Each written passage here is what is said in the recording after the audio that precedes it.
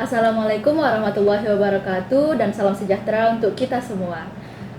Kembali lagi di podcast Institut Kesehatan Deli Husada Deli Tua, dan di episode kali ini kita akan membahas nih mengenai PKPA, praktik kerja profesi apoteker. Adapun topik kita pada hari ini yaitu Pharmacy Talk PKPA Deli Husada Edition. Nah, sebelum masuk nih ke pembahasan, kita harus memperkenalkan diri dahulu ya. Perkenalkan, saya Dwi Rizka Harini Hasibuan, dan di sini saya nggak sendiri nih, pastinya ditemani oleh teman kita dari Apoteker Angkatan 15. Yang pertama ada Kak. Aku Liza Sigiro. Halo, nama aku Aditya Rahmana. Halo, nama aku Igede Andrian Prawirawan. Oke, terima kasih sudah memperkenalkan diri ya Bang, Kak. Nah, di sini kita akan membahas mengenai PKPA, praktik kerja profesi apoteker yang udah kita lalui nih. Kita sharing-sharing, terus berbagi tips dan trik serta pengalaman kita selama PKPA tersebut. Nah, langsung masuk ya ke materinya. Question number 1 adalah, kalau boleh tahu asal abang sama kakak ini sarjananya dari mana ya? Oke, kalau aku sendiri, aku berasal dari S1 Farmasi di Universitas Sains Cunyadin Langsa, yaitu di Aceh. Oke, kalau Bang Gede? Kalau aku sendiri, aku berasal dari tentunya rumah kita tercinta ya, Institut Kesehatan Deli Husada Deli Tua, sarjananya. Oke. Kalau Kak Liza dari Nah, mana? kalau aku sendiri sama kayak Bang Gede, aku dari Institut Kesehatan Deli Husada Deli Tua. Nah, kalau Kak Dwi sendiri gimana nih? Oh, kalau aku juga dari kampus tercinta kita ya, Institut Kesehatan Deli Husada Deli Tua. Oke, kalau Bang Adit tadi kan dari kampus luar nih Bang. Apa sih alasan abang milih ke apoteker di Deli Husada Deli Tua ini? Oke, good question ya guys. Terutama aku itu kalau ngelihat kampus itu terutama dari akreditasinya ya. Jadi dari awal aku mau ngelanjut apoteker itu pastinya aku ngelihat akreditas, terus apa saja keunggulan kampus-kampusnya gitu, biar supaya aku menikmati menjalani setiap hariku ini dengan tanpa beban gitu. Ya setelah itu aku bersosial media lah, nyari-nyari kampus untuk melanjutkan apoteker ya, dan aku dapatkan kampus kita ini dengan akreditasi unggul ya, udah unggul ya, dan aku saat itu nggak ragu lagi, langsung aku daftar ke kampus ini sebagai mahasiswa prodi apoteker gitu. Nah, jadi buat teman-teman juga yang belum tahu, Institut Kesehatan Deli Husada Deli Tua sudah terakreditasi dengan unggul nih teman-teman. Ya, ditambah lagi alat laboratorium kita memang sudah lengkap ya. Jadi kita bisa mengetahui bagaimana prosedur kerja dari alat tersebut, dan juga kita ada rumah sakit sendiri ya kan. Jadi bisa untuk sebagai lahan praktik kita di situ. Oke, pertanyaan selanjutnya adalah kan tadi PKPA kita ada di beberapa lahan nih, Bang, Kak. Nah, boleh tahu nggak lahan PKPA Abang dan Kakak ini di mana gitu? Oke, kalau aku pertamanya di lahan industri farmasi obat konvensional ya. Jadi di situ aku bisa mempelajari suatu ilmu yang belum aku dapati waktu S1 karena langsung terjun ke lapangan ya. Dari situ aku dapat pengetahuan bagaimana dari awal obat itu diproduksi sampai akhirnya menjadi bahan obat jadi yang sudah bisa didistribusikan atau dipasarkan ke masyarakat gitu. Betul. Nah, bagi kalian yang belum tahu, obat ini setelah dari industri farmasi nggak langsung ke masyarakat ya. Kita melalui proses distribusi yaitu di PBF dulu ya, pedagang besar farmasi. Nah, teman-teman bisa diceritain nggak pengalamannya di PBF itu gimana? Oke, aku dulu ya Bang. Nah, jadi pertama di lahan aku itu di PBF ya. PBF-nya itu MPI, Millennium Pharmacon International. Nah, jadi di PBF itu pekerjaan kefarmasian atau apoteker kita itu salah satunya adalah menjamin bahwasanya obat yang kita terima sampai ke outlet nanti tetap terjaga kualitas dan keamanannya. Misalnya nih ada produk yang cold chain product ataupun produk rantai dingin yang dimana pada saat di perjalanan itu suhunya harus tetap terjaga, yaitu misalnya 2-8 derajat Celcius. Nah, itu merupakan salah satu tanggung jawab dari apoteker. Nah, pendistribusian obat ini atau PBF ini kita mengacu pada CDOB, cara distribusi obat yang baik. Nah, kemudian obat itu didistribusikan ke outlet seperti apotek, rumah sakit, dan bahkan klinik juga ya. Nah, selanjutnya nih apotek. Bang Gede bisa jelasin nggak tentang di apotek itu gimana? Oke, tentang di apotek ya. Kebetulan waktu aku PKPA guys, aku dapat di apotek Kimia Farma. Kenapa aku pilih itu kayak suatu kehormatan bisa di situ karena kita tahu kan Kimia Farma kan kayak brand besar kan, farmasi juga kan. Jadi Kimia Farma ini kan salah satu outlet ya, apotek yang dari PBF tadi. Kalau kita mau pesan obat tuh kan kita tuh harus ini dulu melakukan surat pesanan dulu kan, kirim ke pihak PBF baik by aplikasi ataupun by email seperti itu. Biasanya kan kalau dari PBF kan melalui kurir kan ke apotek. Jadi waktu sepengalaman aku yang aku dapat waktu itu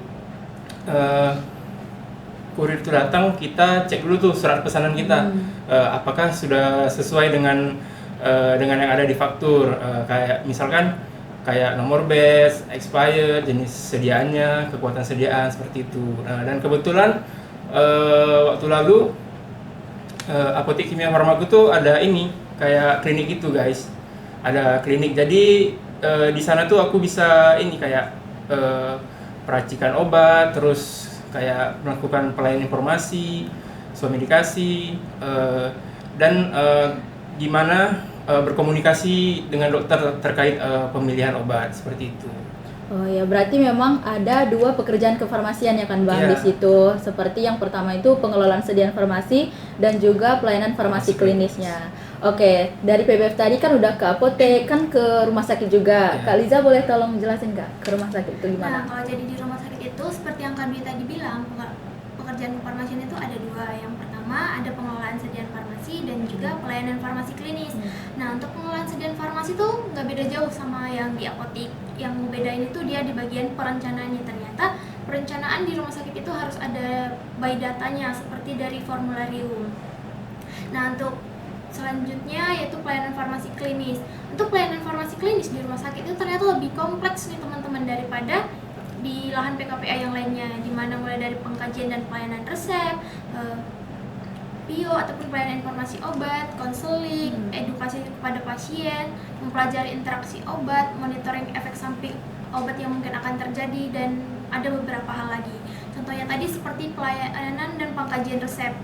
Nah, untuk itu kita nggak sekedar nyiapin obat terus ngasih, tapi kita harus identifikasi nih resep ini udah tepat belum pasiennya, umurnya sesuai nggak sama obat yang diminumnya, sesuai nggak kegunaan obat itu dengan yang dialami pasien, dan mengkaji lebih dalam lagi. Jadi bukan hanya sekedar buat obat dan ngasih gitu Kak Dwi. Oke. Berarti kalau misalnya itu kan udah apotek sama rumah sakit. Nah, kalau puskesmas sendiri itu pengadaannya dari Dinkes ya kan Pak, dari pemerintahan. Nah, selanjutnya, berarti lahan kita itu ada 5 ya kan Bang sama Kak, yaitu ada PBF, pedagang besar farmasi, terus ada industri, terus ada juga apotek, rumah sakit, dan juga puskesmas. Tadi kita udah ngebahas nih di mana-mana aja kita PKPA. Boleh nggak sih kakak ngasih pemahaman tentang ada nggak sih perbedaan antara ilmu teori dan juga yang terjadi di lapangannya? Oke, mungkin aku bisa jawab ya Kak Riza. Terkait ilmu lapangan dan ilmu teori, tentunya ada perbedaan, cuman perbedaan itu nggak jauh-jauh kayak 50 dan 50. Dalam arti kata seperti ini, ketika kita menguasai teori tapi kita tidak praktik, itu sama dengan kosong juga kan. Ketika kita praktik tapi kita tidak tahu teori, pasti kita kebingungan kan, seperti itu. Jadi ilmu praktik dan teori itu harus kayak berkesinambungan seperti itu. Jadi penerapannya dalam 5 lahan tadi itu harus berkesinambungan seperti itu. Paling kita kayak butuh penyesuaian. Biasanya kan kita teori doang kan. Penyesuaian itu kayak supaya kita tuh lebih paham kayak pengambilan keputusan, karena kan di sana kita banyak jumpa pasien ataupun jumpa preseptor juga. Seperti itu menurut aku. Ya benar banget ya, kayak bilang Bang Gede ya, teori dan praktek itu harus selaras ya. Karena kalau kita menguasai hanya teori, kita kalau terjun ke lapangan nanti kita nggak bisa apa-apa gitu, kebingungan gitu. Jadi kalau kita juga cuma menguasai di lapangan aja, teorinya nggak kita kuasai ya, istilahnya kurang mantap lah gitu, kurang sempurna ya. Jadi kalau menurut aku sih harus selaras ya, kita kayak Bang Gede bilang tadi, kita 50-50 harus menguasai terutama ya di teorinya maupun di praktiknya, supaya nanti waktu di lapangan kita amit-amit ada terjadi suatu hal yang tidak diinginkan, jadi kita lebih bisa memikirkan apa tindakan yang baik dan benar dengan menyesuaikan teori yang kita pelajari dengan ada yang di lapangan. Gitu aja sih. Ya, dan juga praktek itu kan supaya lebih melekat aja gitu sama kita Iya, gitu kan, benar. dan terbiasa sebenarnya. Nah, berarti antara ilmu teori sama yang di lapangan ini harus benar-benar sejalan ya Harus kan? sejalan. Ya, betul. Nah, jadi kan tadi kita udah ada bahas tentang pekerjaan kefarmasian, namun di masyarakat sekarang masih ada pandangan yang mengatakan bahwa farmasi itu cuman jual obat. Gimana nih tanggapan dari kakak abangnya? Kalau itu kayaknya kalau terkait statement masyarakat seperti itu ya, kayaknya sakit sakit juga ya Iya sih, kalau dibilang hanya jual obat doang. Ya memang jual obat juga kan, tapi yang bagian punya apotek mungkin ya seperti itu juga menjual obat kan. Tapi kalau stigma seperti itu kayaknya tidak benar. Cuman kita kan nggak bisa menarik kayak opini masyarakat kan, itu biar masyarakat. Cuman kita sebagai farmasi ya tetap profesional saja melakukan pekerjaan kita seperti itu. Tapi perlu diluruskan, farmasi itu tidak hanya sekedar menjual obat. Kita juga ada seperti, saya kasih contoh kayak riset penemuan obat baru. Ya, betul. Saya kasih contoh kayak bagaimana sih obat sekecil ini bisa meredakan gejala nyeri misalnya. Pasti orang awam tidak berpikiran di mana sih obat itu kok bisa meredakan nyeri, padahal cuma sekecil ini gitu. Tubuh kita kan dengan indeks tubuh kita sebesar ini tapi bisa meredakan nyeri. Di mana obat itu bisa menduduki reseptor nyeri, kok bisa mengurangi rasa sakit tadi, seperti itu.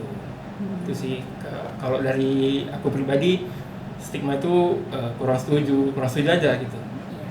Tambahan lagi ya kan Bang Gede, kalau misalnya ada pasien nih datang ke apotek gitu kan, kita bukan hanya sekedar memberikan obat itu gitu, justru kita juga mengkaji ataupun screening kepada si pasien yang mau beli, dengan sebutannya itu biasa kita sebut swamedikasi.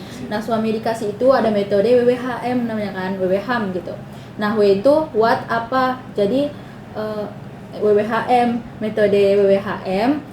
Nah, yang pertama itu who siapa yang sakit, terus umurnya berapa gitu kan, terus what apa gejala dari keluhan pasien itu, terus how long, udah berapa lama dia mengalami keluhan itu, terus action itu tindakan apa yang udah dilakukan dalam menangani keluhan pasien itu, dan medication, obat apa yang udah dikasih sama si pasien. Jadi kita bukan hanya sekedar memberikan obat itu kepada pasien, tapi kita mengkaji itu tadi kan, screening kepada pasien, apakah obat yang kita berikan itu udah sesuai dengan pasien itu, kayak misalnya tadi itu tepat pasien, tepat obat, tepat indikasi. Makanya logo farmasi itu juga ada yang cawan dan ular. Gimana tuh artinya Kak Dwi? Nah, cawan dan ular itu kan biasanya kita ketahui juga bowl of hijaya kan. Nah, bowl of hijaya itu artinya kalau cawan itu sebagai mangkuk untuk meracik obatnya, sementara ada ular. Ular itu kan berbisa. Nah, kalau bisa ular itu kita pakai takarannya sesuai, maka itu jadikan obat. Terus kalau misalnya bisa itu dosisnya tinggi, itulah yang menyebabkan terjadinya racun. Terus ada juga nih istilahnya Kak, yaitu dosis sola facit venenum, artinya hanya dosislah yang membuat racun. Jadi semuanya juga bergantung pada dosis, seperti itu. Nah, benar banget. Berarti pandangan masyarakat tentang farmasi jual obat itu salah besar ya? Iya. Ditambah lagi pekerjaan kefarmasian juga banyak ya, kayak misalnya di industri kita tuh sebagai QA, quality assurance, quality control, terus ada bagian produksi juga, dan bagian produksi itu mencakup seperti research and development seperti yang dibilang Bang Gede tadi, pengembangan obat baru, banyak sih sebenarnya. Gitu. Oke. Ini kan teman-teman semuanya udah pada selesai PKPA kan? Nah, jadi boleh nggak sih nge-spill kesan selama PKPA yang udah dijalanin? Kalau bagi aku ya banyak sih yang bisa diambil, terutama seru tapi capek. Contohnya kalau capek itu ya wajar ya guys, kita manusia ya, kita kalau capek ya istirahat aja gitu kan. Lagian PKPA-nya nggak setiap hari kok, Senin sampai Jumat gitu kan, tergantung lahannya gitu kan. Sabtu Minggu ya istirahat, kita mau istirahat sebentar ya itu, habis itu belajar lagi ya udah gitu, normal gitu. Dan lebih banyak serunya sih daripada capeknya, karena kita menikmati segala kondisi lapangan. Kita ya serunya contohnya kayak aku ketemu teman-teman baru, bahkan dari kampus lain gitu, ketemu teman-teman baru kan, bisa menambah relasi juga gitu kan, melatih public speaking juga, karena kita perlu juga kan melatih public speaking ini, karena kita sering berinteraksi dengan pasien gitu. Contohnya kayak Kak Dewi bilang tadi, melakukan medikasi maupun konseling dengan pasien gitu kan. Ya gitu aja sih menurut aku gitu, capek tapi seru sih. Iya, ya nikmati aja lah pokoknya gitu, nggak usah di banyak pikiran. Oke lah, banyak pikiran is okay. Cuman ya kembali lagi ya sudah, nikmati, go on, just do it gitu. Iya. Gitu ya. Just do it. Just do it. Ya, gitu aja sih dari aku gitu. Kalau dari Bang Gede sendiri gimana nih? Kalau dari aku mirip-mirip juga kayak Bang Adi tadi. Mirip-mirip juga kayak capek nggak mungkin bisa dipungkiri kan, karena kita belajar sambil melakukan praktik itu kayak harus bisa sinkron gitu antara belajar, praktik, istirahat seperti itu. Cuman kalau dari aku yang penting jaga kesehatan aja, jaga kesehatan, berpikir yang bagus. Kalau dari awal kita udah mengeluh, capek, pasti bakalan begitu terus. Apa yang kita lakuin tuh kayak nggak selaras nantinya, seperti itu. Yang penting jalani aja. Ini kayak udah memang kewajiban kita yang harus kita selesaikan dalam menjalani praktik kerja profesi apoteker. Kan pasti mau jadi apoteker yang kompeten kan, pasti. Jadi PKPA-nya juga harus kompeten, seperti itu. Jangan cuman datang tapi ilmu nggak kita serap. Datang terus pulang aja gitu ya. Jangan kayak gitu. Kalau bisa nanti ditanya preseptornya, ditanya sebanyak-banyaknya, kan nggak mungkin preseptornya marah. Pernah nggak dimarahin preseptor? Kan nggak pernah kan? Gitu. Jadi ditanya aja banyak-banyak guys, nggak apa-apa. Itu sih dari aku. Kalau dari Kak Dwi nih, boleh nggak sih spill Kak? Sebenarnya sama aja ya, tetap seru, capek sih. Terus Bang Adi juga pernah bilang kalau capek itu healing bukan hilang gitu. Iya, benar banget guys. Kalau capek tinggal healing guys. Di sini di Medan banyak guys tempat wisata, mau ke Brastagi kemanapun kalian, tinggal healing bukan menghilang gitu kan. Bukan menghilang, tiba-tiba menghilang, dosen nyariin gitu, aku nggak mau capek, nggak mau jalanin kuliah apoteker lagi gitu, nggak usah guys gitu, biasa aja gitu. Itu tidak patut dicontoh. Iya, nggak usah dicontoh itu guys. Jadi di PKPA ini juga kesannya pastinya lebih banyak belajarnya sih. Kita memang wajib belajar terus kan, gitu kan, supaya ilmu-ilmu yang di teori tadi itu nggak hilang segitu, nggak hilang supaya ilmu-ilmu yang di teori itu nggak hilang aja gitu. Terus di PKPA ini kan kita terus belajar seperti poin dari 10 stars of pharmacist nih Bang Kak, seperti yang long life learner gitu. Kita terus belajar mencari ilmu gitu. Nah ini kan udah nge-spill nih kesan selama PKPA. Sebelum kita nutup sesi podcast kali ini, boleh ngasih spill tips and trick gimana nih untuk teman-teman kedepannya yang akan menjalani PKPA? Oke, dari aku dulu ya Kak. Nah, tips dan trik dari aku adalah kan ada beberapa lahan nih, kan 5 lahan tuh. Nah, yang pertama adalah wajib pahami dulu regulasi masing-masing lahan tersebut supaya nanti pas kita praktik kita nggak bingung gitu kan. Ada juga pegangan kita bahwasanya pekerjaan apoteker di tiap-tiap lahan itu seperti ini gitu. Walaupun memang ada beberapa poin yang berbeda gitu. Dan jangan lupa juga sering nanya ya sama preseptornya, rajin bertanya gitu. Karena kalau nggak rajin bertanya sesat di jalan juga gitu kan, gitu sih. Kalau dari Bang Adit Ya, berarti kalau Kak Dwi bilang kembali lagi ke kita harus menguasai teorinya dulu ya guys.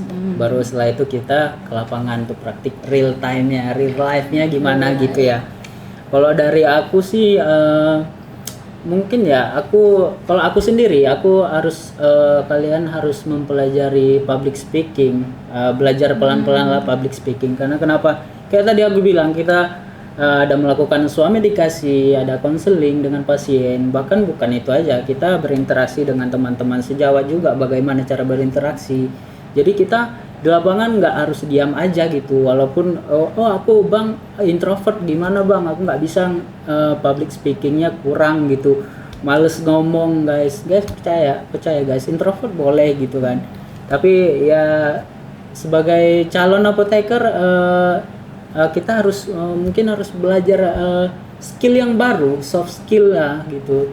Jadi penting banget public speaking ini untuk menambah relasi teman-teman baru di pekerjaan nanti, bahkan di lapangan dengan dokter, mungkin dengan perawat, dengan teman-teman nakes yang lainnya gitu, supaya bisa nyambung kita ngomongnya gitu, nggak diam-diam aja gitu kan kita kalau ngelihat kita udah asing ngobrol tapi yang satu diam, ada masalah apa sih gitu kan. Padahal nggak ada masalah apa-apa, dia cuma introvert malas ngomong. Ya udah kalau ditanya ya jawab dia gitu. Ya kalau menurut aku sih saran aku kuasai public speaking sih, belajar sih pelan-pelan. Kalau mau caranya gimana? Kalau aku pribadi sering nontonin podcast ya yang kayak kita lakukan sekarang, sering nontonin podcast yang ada di YouTube, banyak banget podcast akademi gitu yang bermanfaat nontonnya ya.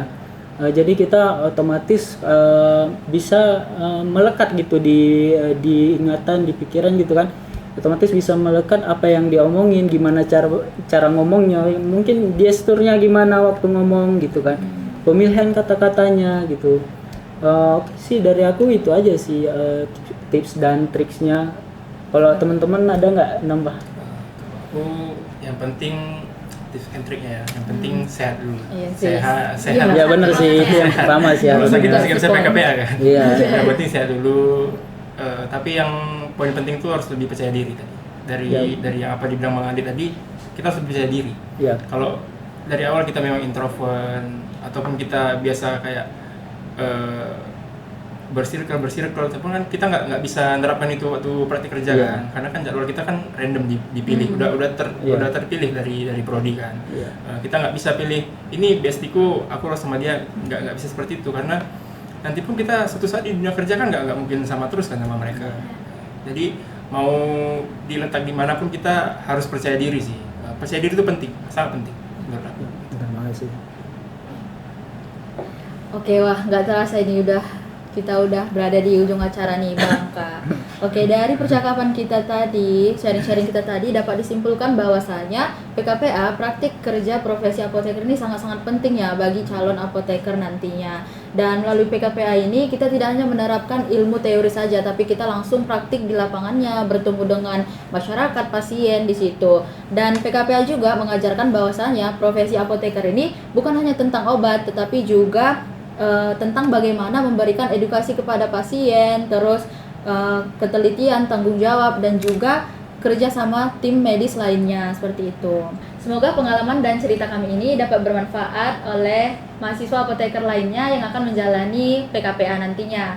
Dan di penghujung acara ini, Bang Adit ada mau nyampain beberapa kata nih. Silakan Bang Adit. Oke, kalau dari aku sih kesempatan akan datang bagi orang-orang yang siap. Maka guys, persiapkan diri kalian agar kesempatan yang di depan mata kalian bisa kalian ambil. Jika kalian tidak mempersiapkan diri kalian, maka kesempatan itu akan hilang diambil orang-orang yang sudah siap. Itu saja sih dari aku. Sekian dari kami. Apabila ada kesalahan dan kesilapan, kami mohon maaf. Dan kami juga ada slogan nih guys. One shoot and competent. See you.